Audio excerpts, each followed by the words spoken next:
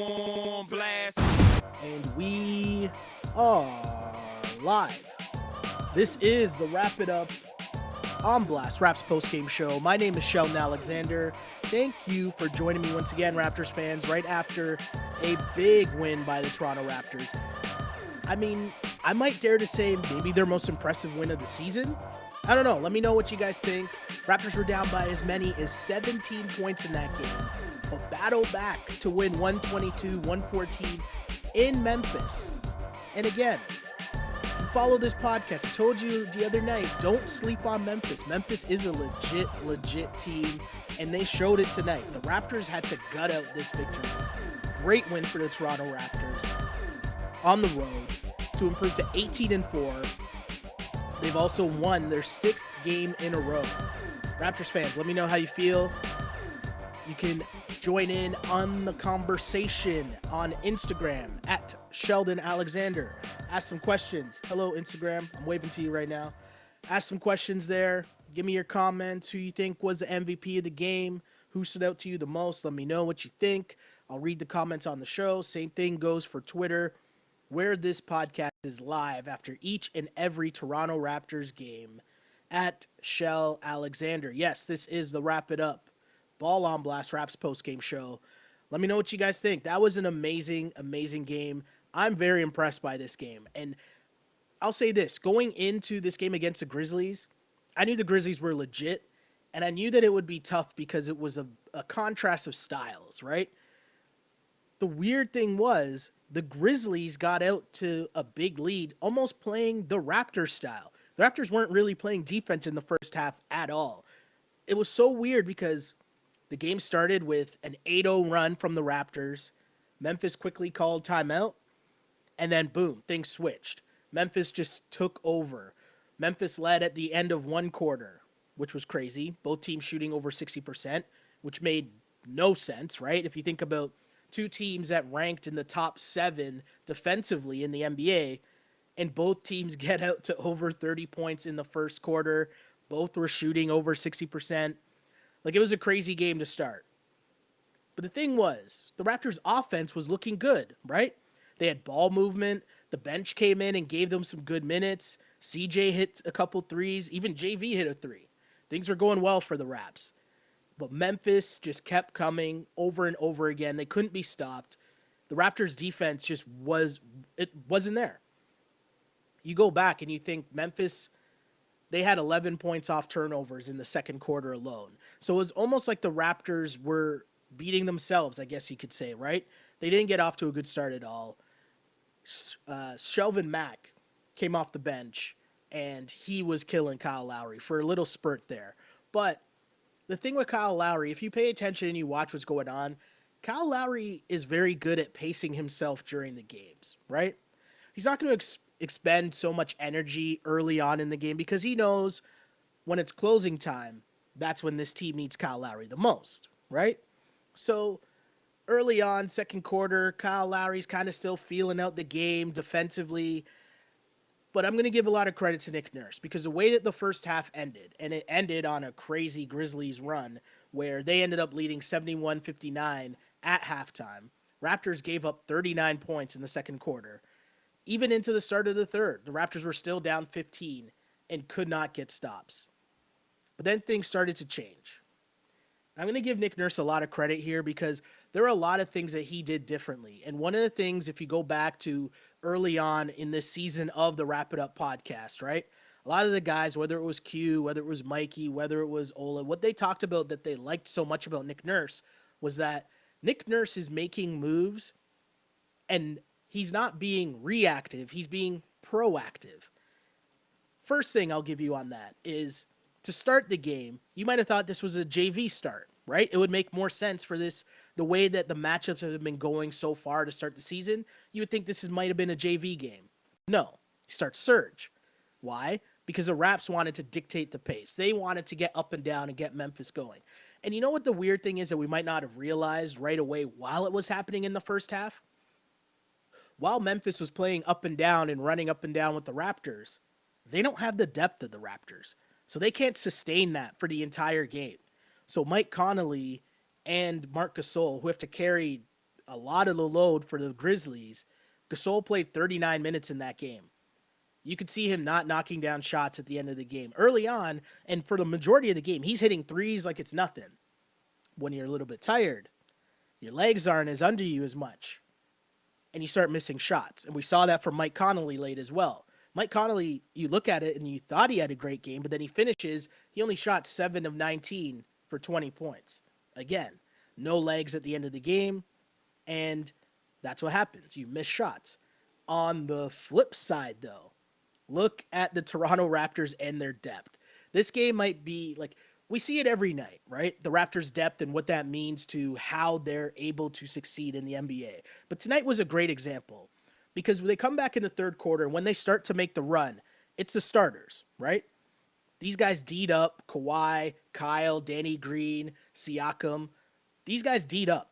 They're playing defense, and that really, when they started to get stops, the offense was never really the problem, right? So they started to get things rolling. But as the game progresses, and now you go back to your bench, Memphis is playing their starters, while Freddie, DeLon, these guys are starting to cook. These guys were going at Memphis's starters, and Memphis doesn't have the depth that the Raptors do. Again, not many teams in the NBA have the depth that the Raptors do. Not many teams have a guy like Fred VanVleet coming off their bench. Fred VanVleet has to be the MVP or king of the court, as we like to call it here on the Wrap It Up podcast. Freddie, 18 points. It's not just that, though. He's perfect in this game. In fact, he was 6 of 6 from the floor, 3 of 3 from the three-point line, and then the only shot he missed in this game was a free throw. Remember, kids, they're called free throws because they're free. Always make your free throws, kids. But anyways, it's besides the point. Great game by Fred VanVleet, and he's been on a roll as of late, and when the bench is cooking like that, when Freddie is not only what he did with the bench mob, but even when the starters came back in, because he ends up closing the game with Kawhi and Kyle. We saw multiple plays, whether it was Kawhi or Kyle driving. You see a pass, another pass, Freddie's wide open, corner three. Raptors in their corner threes, right? We talk about it all the time going back to last year and Nick Nurse's offense and how they like to practice and how they like to find those corner threes, right? Remember, these guys were practicing where corner threes are worth 4 points. That's how they practice. So it's why? Because now you get in the game and you know when you're driving, someone's going to be fading to the corner to get one of those shots. And these guys knock them down. Freddie, it's not only the points that Fred had in this game, but it's when they came. Those were big threes on the way back and into the Raptors getting the lead. Great game had by Fred, but the bench really did a great job in this game because even OG, who I felt had an up and down game, it was kind of tough at points where he looked like he was struggling, but he stuck with it. He even hit a big three in that run the Raptors made to get back into this game, right? And you look at the tale of two quarters, or two halves, really. The Grizzlies had 71 points. Or sorry, what did I say? 39 points they scored in the second quarter. Compare that to the fourth quarter where the Grizzlies scored just 17 points. The Raptors stepped up their defense, and Connolly and Gasol ran out of gas because you can't keep a team that plays that slow can't play that fast pace against the Raptors for a whole game. But also, the depth of the Raptors comes through again, right? In that game, Kyle Lowry, who had, I don't know, this was a great Kyle Lowry game. And I know I gush about Kyle Lowry a lot because I really think that he is the most important guy to the Toronto Raptors. And it's because it's the little things that won't always show up in the box score, but it's the big threes that he would get. It's the big defensive plays that he would get. The plays that I always equate to Chauncey Billups, real basketball heads, this might be a little deep dive for you, but I equate these plays to Chauncey Billups, would do this all the time. And it's when the other team would be on a run and your offense is kind of struggling, Chauncey would always have a way that he would drive into the lane and like nudge into the defender to force the ref into calling a foul so that he could get to the free throw line, knock down some easy free throws, and end the other team's run. We saw Kyle Lowry do that at least 2 or 3 times in this game. He paced himself so well in this game to then in the fourth quarter he was knocking down big time shots. He was all over the place making plays, whether it was a rebound, whether it was getting an assist. It was just a very impressive game by the Toronto Raptors in this game where the Grizzlies were in control for the majority of it. And the way that the Raptors came back, yes, it started at the defensive end, but it started with a change by Nick Nurse. If you remember the start of the run the Raptors made in the third quarter, in the middle of it, Nick Nurse decides, you know what? Let's switch things up. Gonna switch things up. We're gonna go zone. And he just does it for a couple possessions. And what that does is it just changes the look that the Grizzlies are getting. And it forces them to make instead of just reacting, now you're thinking about it before you make a move. And those 3 possessions, I think Connolly ended up chucking up a 3 and missing. Then they pass it to Jackson in the post. And he's thinking now because in the zone, you're thinking twice about where the help's coming, right? Because people aren't guarding a man, they're guarding an area. So now when you get the ball in the paint, you're not really sure who's going to be the first person to rotate over, right? And he traveled. That was 2 back-to-back plays in a row. Then I think a possession after that was Gasol then ends up settling for a bad 3. And that's what happens when you play zone. You think that you're getting an open look from 3, but almost it's designed to make you feel that, make you settle for that 3-point shot that you probably shouldn't really take. And that really changed the game. It did. Let me take a look here, see what the people are saying, because I feel like Raptors fans are probably fired up after this game. Someone here on Instagram says Nick Nurse is actually a surgeon. I mean, Nick Nurse, he had himself a good game. And he adjusts so well, I think, to, he doesn't stick to a set rotation, right? You go in with a game plan. You know who's going to go in at what times, but he adjusts so well. Even at the very end of the game where obviously he went with the starters a little longer in the third quarter because they were making such a good run and they cut the lead down to, I want to say 5 before he went to the bench. So that normally would mean that you'd expect a longer rest for the starters in the fourth quarter. And you saw Kawhi come back and then he went to the bench. Memphis made a little mini run and then nope, bring back Kawhi and Serge. They got to come back. It's just adjustments on the fly. It's just little tweaks here and there. And the Raptors just look, that's a great win. That is a great team win. Sorry, I got to go back. Lots of people here in the comments. Let's see here. I'm scrolling back to the top so I don't miss anyone here. Someone in the chat says, this is a game we lose last year. I definitely agree with that. I mean, the way that game was going, not only is that a game that the Raptors lose last year, that might be a game that they get blown out in last year. No? Continue scrolling. Just a simple Fred VanVleet. Yep, got to agree with that. Crazy game by Freddie. Another comment, bet on yourself. For those who don't know, that's like the slogan of Fred VanVleet. It was just a great game. Those guys get so much confidence once the way that DeLon and Freddie work together and the ball movement when those guys are pushing the ball up the floor, driving into the paint, and they're moving, there's constant movement. Guys end up getting open shots. You see one corner 3 go down, and then you're just confident to shoot the next one. Even DeLon, same thing happened with him, right? He ends up hitting a big 3 down the stretch. Raptors were down by 17 in this game. As the comeback was happening, you're watching it, and you knew that they needed to get stops. I wasn't really worried about the offense. They needed to get stops, and they did that. And then I think at the very end of the third quarter, I tweeted, this game is going to come down to the bench mob, right? The Raptors need the bench mob to make a run here. And they did, and the Raptors won. Someone else saying, yep, Connolly and Gasol got gassed. I figured they would clamp down defensively in the second half, but damn, very true. My guy C Brown, shouts to C Brown, says, not going to lie, I'm impressed with the Raps comeback. They were turning it over, missing shots, bad officiating, both sides. They could have easily folded. That is true. The refs in this game were atrocious. There were so many just bad calls on both sides. Like, I don't know who was it that got a technical. Someone got a technical early on, and it was Serge. Serge got a technical early on for basically just sighing and saying, like, who knows what he said, but he just appeared to like throw his arms in the air, got teed up.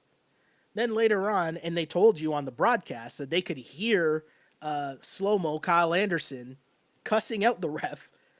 No technical foul. Like, it's just so weird. There was no continuity at all from between the calls. There was one point where Kawhi ended up shooting free throws when blatantly Kyle Anderson like ducked out of the way of Kawhi trying to lean in. They still ended up giving him the free throw calls. Like, it just made no sense. There's so many just bad calls. DeLon Wright getting called for a carry with like I think it was like 6 or 7 minutes left in the fourth quarter, but a pivotal point in the game. You could call carrying on every possession in the NBA. You don't call carrying there, right? This is a weird game. But again, it was on both sides, so I guess the one thing you hope for is consistency with the calls, I guess. That's one way to look at it. That was an amazing comeback. Sorry, I'm just reading more because the comments are really filling up here, so I'm going to try to read the comments here. It could have been so easy to let this game go once they were down 17, but they kept pushing. It's true.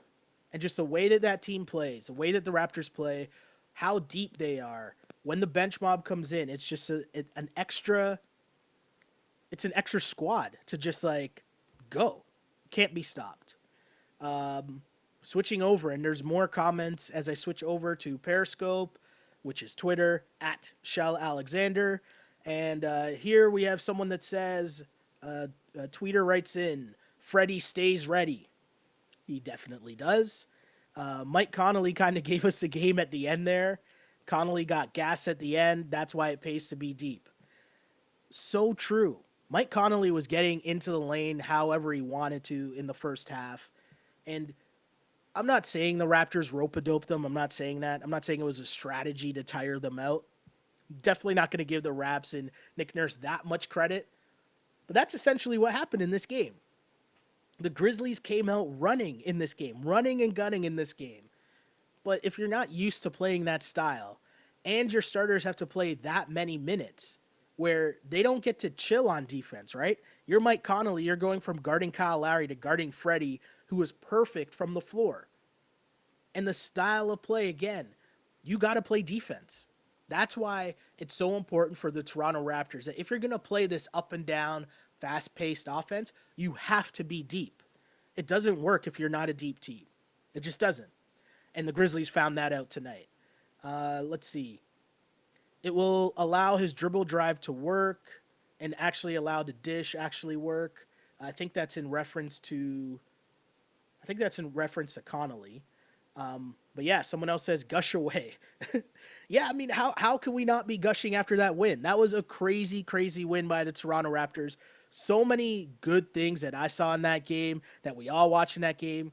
Shouts to Serge Ibaka. Serge Ibaka, he missed a 3 late. I wasn't even mad. Didn't even care that he took it and missed it. Didn't even care. Serge, do what you want, man. Serge continues the ball. 7 of 11 tonight, 16 points. And he played 35 minutes in this game compared to JV's 14. And again, that's just Nick Nurse playing the game, right? Serge was playing well. When Serge was in the game with the starters in the third quarter, that was when the run was happening. You stick with Serge. It's simple, right? You stick with the hot hand. It's not like JV played bad. JV, let's see here. 9 points. JV played 14 minutes. He was 3 of 3, 9 points for JV. He didn't play horribly. It's just Serge was maybe the better matchup, the faster matchup. I felt like with Serge on him, the faster guy, Gasol's got to guard Serge on the perimeter, which he's not really going to be able to do well. But also, it made Gasol just settle on the perimeter, I found. I feel like he settled a lot instead of playing to their strength, which was getting the ball down low in the paint. So shout out to Serge Ibaka. Serge played a great game. Kawhi Leonard, I mean, again, 17 points for Kawhi, 5 of 11 shooting. But I keep telling you guys to pay attention to the fact, and this is what makes a superstar. how else do you affect the game, right? And Kawhi Leonard, I know this whole thing about is Kawhi a leader and all that crap, and what does that even mean? We're not even in the locker room. We don't know who's an actual leader. Yes, Pop knows, but we also know that Pop is still hella salty, right? So what does that mean? I don't know. What I do know is that Kawhi Leonard affects the game in so many different ways. And so even if he's not scoring, which he scored 17 points, right? I think he's averaging a career high this year at 24, I want to say. Could be wrong. Someone will correct me in the comments. But Kawhi has 17 points, but also adds another 10 rebounds, 10 defensive rebounds. That's back-to-back games for Kawhi with 10 defensive rebounds. Again, that is another form of defense, securing the defensive rebounds. Add in 5 assists from Kawhi.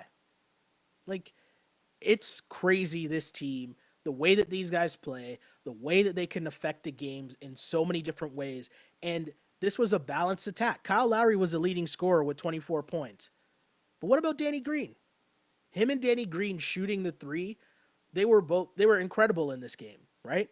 Between the two of them, they combined to go 9 of 16 from three.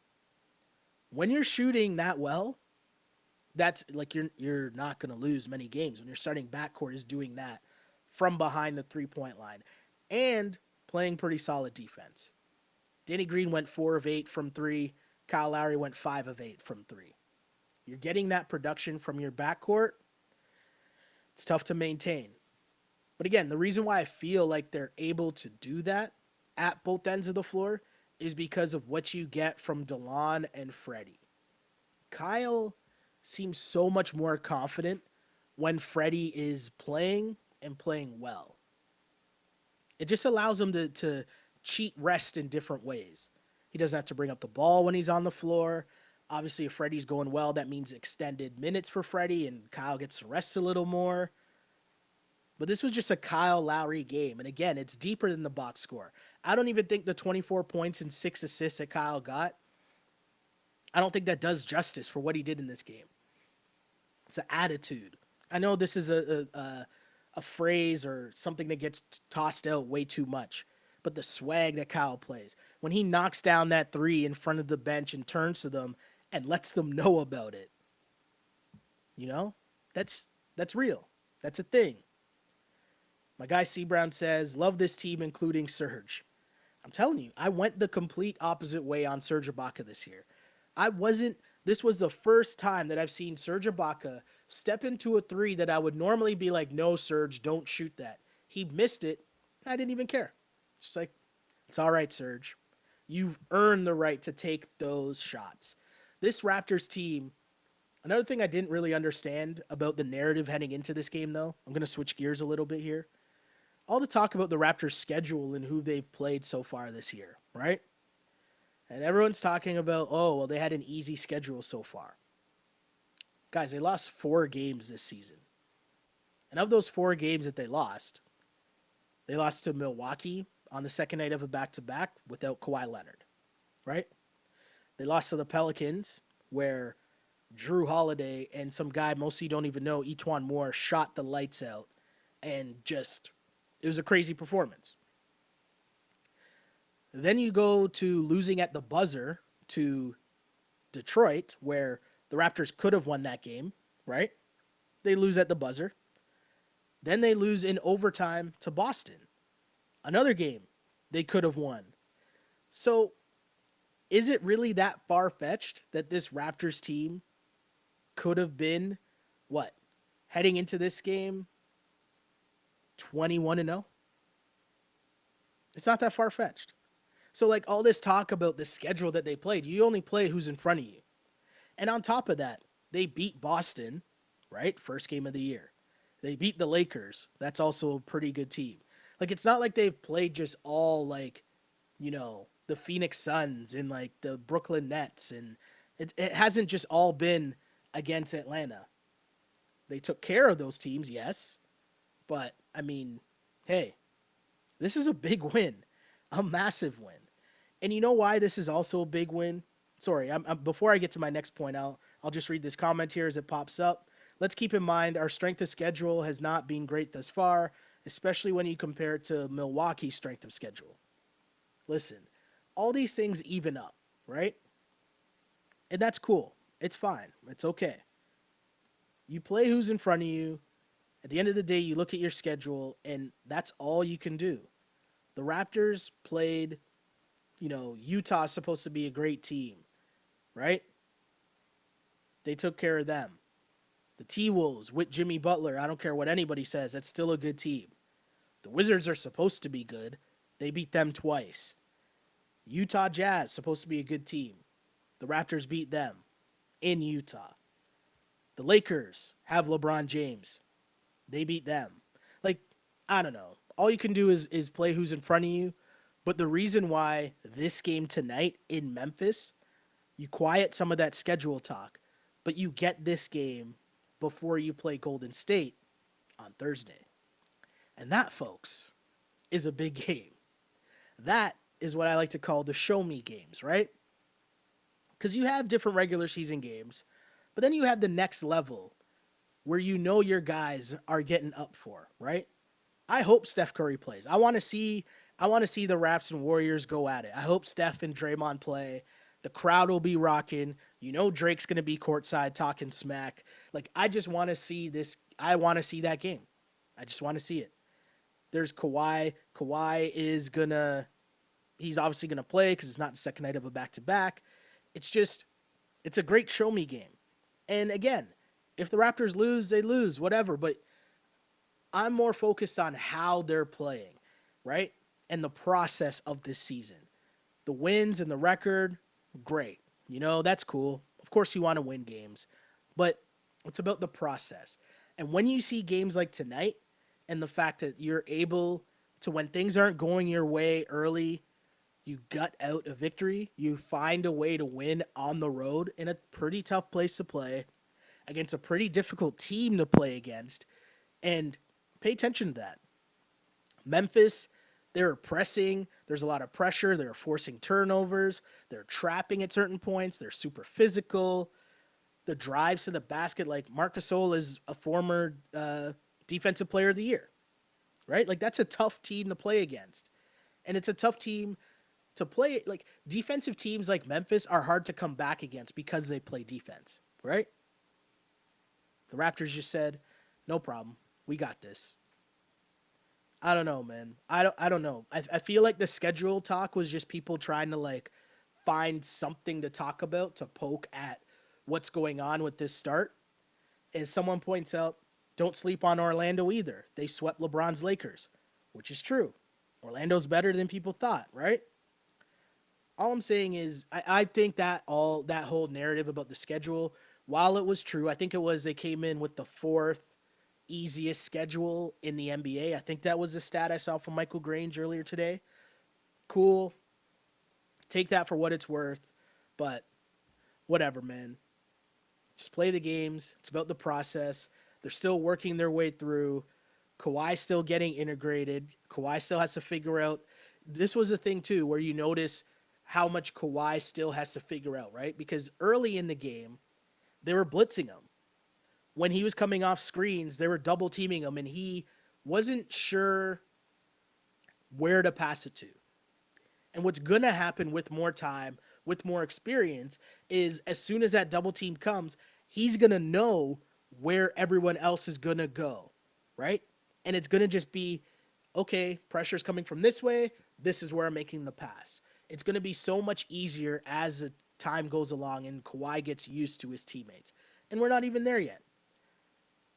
But the biggest thing I need to emphasize, because I feel like it's getting slept on in this country, is that the Raptors are the best team in the NBA right now. The Toronto Raptors have the best team in the NBA right now. Think about that for a second. After everything that's gone on in the past, 6 months? Going back to LeBronto and the Raptors just embarrassing themselves to LeBron and the Cavs again, getting swept out of the playoffs, the firing of the coach, the reigning coach of the year, the trading of your franchise player. Do you know the balls it takes to do that? To fire the coach, the would-be coach of the year? Like, it was the assumption was out there Casey could win Coach of the Year. Do you know the balls it takes to fire your Coach of the Year and then trade the face of your franchise? And now look where the Raptors are. And I know that this season isn't about the regular season.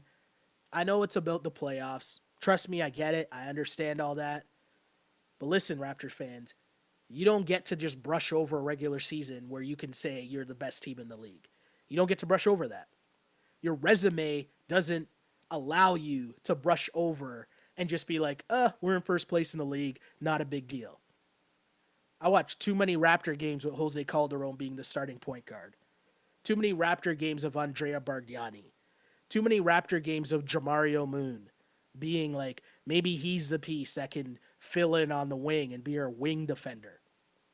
I watched too many of those Rafael Araujo. Too much of that trash to just sit here and be the best team in the NBA and legitimately the best team in the NBA. And I know sometimes it sounds like I'm knocking DeMar DeRozan, and I don't mean to.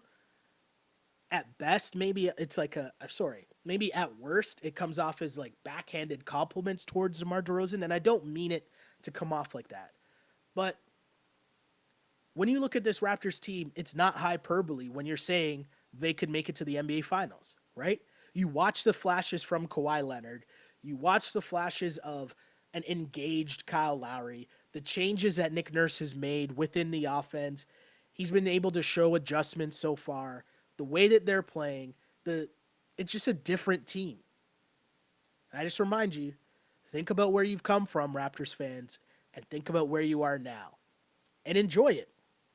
Because again, this is the best Raptors team we've ever seen.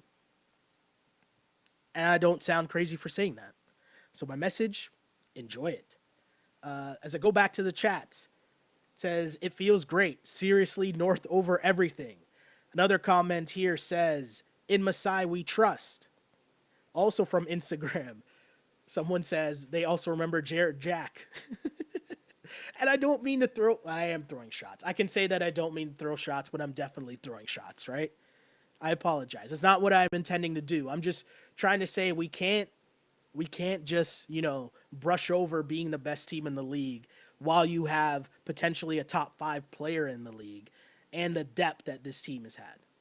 All I'm saying. More comments here in the Periscope chat, which is Twitter. For those who might not know, Twitter turns into Periscope, same thing. More comments here. You're not lying, bro. It's a different feel this season. What are the chances Steve Kerr sits everyone? I don't think that's a thing. I don't think that's a thing. Steve Kerr wouldn't do that. Plus, they're struggling as of late, right? They struggled to come back and barely beat the Magic. Kevin Durant had to put in a big time game. And those guys, they want to get up for games like this, right? The whole Pop and resting teams, I think that was Pop, mind games, but also those guys were all at a different stage of their career when Pop started that trend, right? Of resting Manu and Park and Tony and Tim Duncan. This is different, right?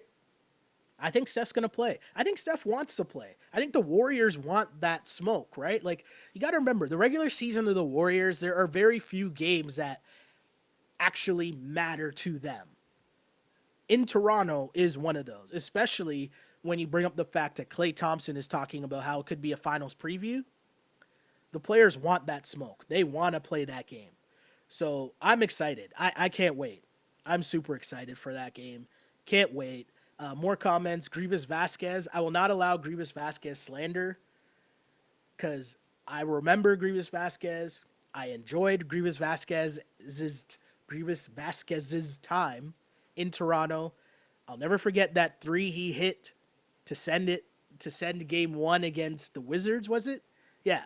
Game 1 against the Wizards. Grievous hit the 3 to send it into overtime and the shimmy back down the court.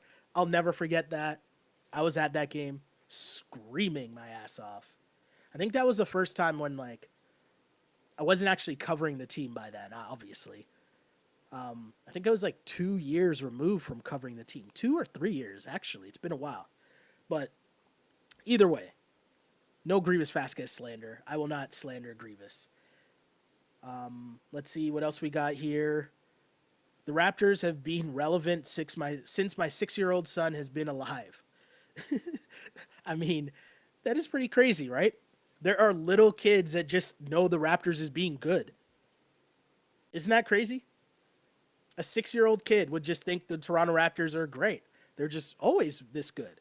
We're always in the playoffs, right? That to me is crazy. That to me is amazing. But as a wise man once said, what a time to be alive, right, Raptors fans? Let me know what you think. Send us your comments in the comment section wherever you're listening to this podcast. Let me know what you think about the Raptors' chances against Golden State, how that game's going to go. But as of now, enjoy the next 2 days, because the next 2 days is when the bandwagon's going to start building, right?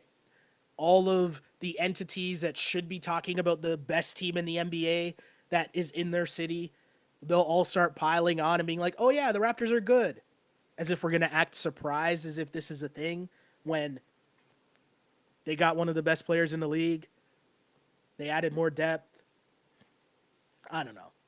I'm just saying, be prepared, Raptors fans, for it to swing the complete opposite way, where it's going to be everyone giddy, everyone on the bandwagon. And I mean, hey, I know it's early, but the Raptors are 18-4. The best team in the NBA. They've won 6 games in a row. They just came back from 17 down to beat the Memphis Grizzlies, a very tough Memphis Grizzlies team in Memphis. I'm still like, I'm almost speechless. I know I've just talked for 30 plus minutes, and to say that I'm speechless sounds kind of crazy, but the way that this game went down the end, right? Freddie just hitting big shots, Kyle hitting big shots, Kawhi hitting big shots. Like, it was just so good. I don't know what to make of this Raptors team, so I'm going to take my own advice and just enjoy the ride, right? Enjoy the ride. It's my best advice I can give, right? So thank you guys, as always. People on Instagram, thank you, at Sheldon Alexander. And again, the people on Twitter, at Shell Alexander, where you can find this podcast after each and every Toronto Raptors basketball game, especially on Thursday. We will be fired up. I have a feeling a couple of my friends are going to call me up and want to be in attendance for the podcast on Thursday against the Golden State Warriors. I just get that feeling. I don't know. The hype machine is going to build over the next 2 days. And thank you for joining me as I try to pump up the hype machine. Because again, this is for Raptors fans, right? There's nothing that exists where Raptors fans can congregate after the game and discuss their team that happens to be the best team in the NBA. Again, the best team in the NBA is in Toronto. So again, thank you for joining me. My name is Sheldon Alexander. You can find me on Twitter at Shell Alexander, Instagram at Sheldon Alexander. And this podcast, if you're listening to this live, thank you. Appreciate it. Appreciate all the questions. But if you don't happen to catch any of these shows live, the turns which you can get on Apple iTunes. You can get it on SoundCloud. You can get it on Google Play. Just search On Blast Podcast, and you'll find this Wrap It Up On Blast postgame show. Sound good? Right? Pretty cool. And a special shout out to the YouTube people. Huge shout out there. I'm enjoying the comments. I can't wait to see the comments after this game, because I think this was the best win of the season so far for the Raptors. So, hey, I look forward to interacting with people, because again, this is a live conversation, but this is just me talking.